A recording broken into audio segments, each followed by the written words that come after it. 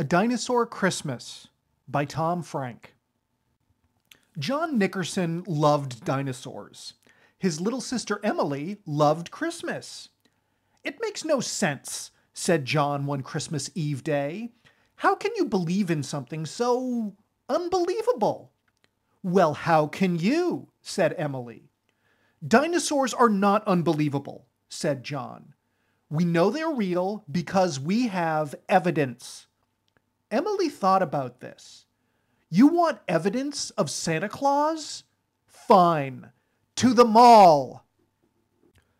While Mr. and Mrs. Nickerson were doing some last-minute Christmas shopping, John and Emily studied the mall Santa Claus. "Every mall has a Santa," sighed John. "Do you think they're all real?" Emily hushed John, and they watched the mall Santa sneak off and meet with two small men. He handed them a stack of papers. "Christmas lists," said Emily. "See? They must all help the real Santa." "Don't be ridiculous," said John. John and Emily spied the men from behind a truck. Suddenly, the men came their way. John and Emily hopped into the truck bed to hide, and the men started the engine. After a bit, there was quiet. "Let's look out to see if we've stopped," said John. They hadn't. When the truck landed, John and Emily peeked out. They were in Santa's compound and saw that the men were really elves. A giant courtyard in the compound doubled for a landing pad. In the center lay a huge high-tech platform where Santa was making some adjustments. "I bet Santa uses that machine to freeze time," said John. "That's how he delivers all the presents in one night." Just then, an elf spotted John and Emily. "They found us," said Emily. "Run!" John and Emily darted off and found themselves on the control booth of the time freeze machine. Emily plowed into an elf who fell onto the control panel. And then Santa, the reindeer, and 6 elves were zapped away. The elf composed himself. "It appears we've frozen time here, but zapped everyone on the platform back millions of years." "And zapped dinosaurs back in their place," said John. "Look at that one." John pointed to an impossibly large sauropod. "He's bigger than Seismosaurus. A double crest? A plated crown? It's a species that's never been discovered." "We've got to unzap the machine and get Santa back," said Emily. "We can't," explained the elf.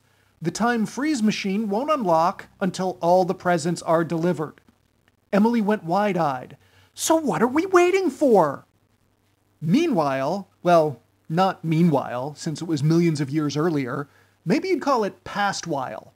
Past while, Santa, the reindeer, and the 6 elves were also confronted by dinosaurs.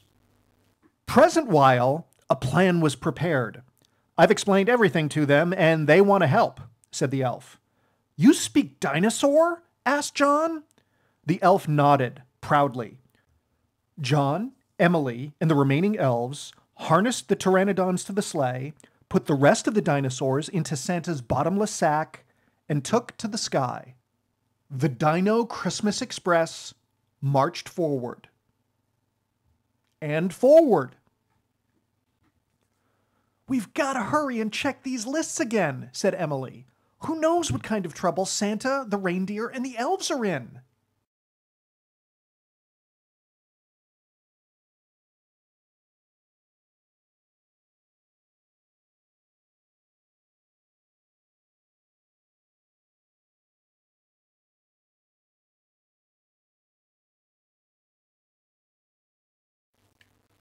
John, Emily, and the visiting dinosaurs finished the present delivery.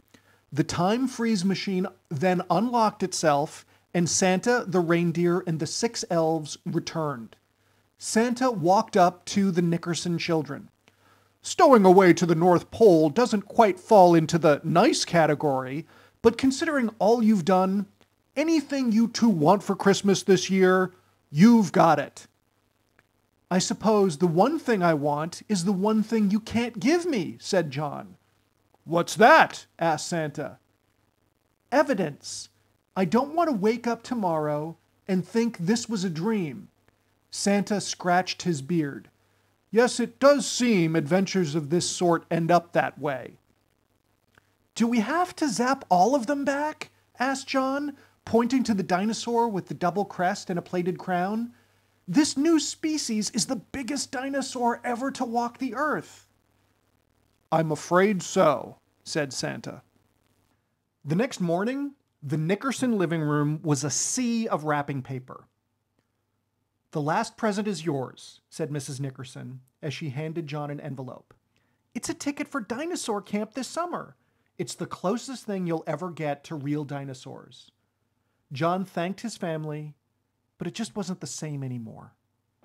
At dinosaur camp that summer, John trudged to his dig site and aimlessly dragged his pickaxe across a wall of dirt.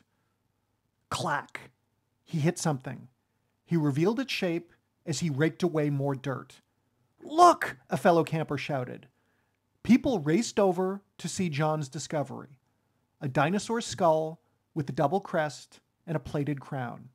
Evidence of the biggest dinosaur ever to walk the earth.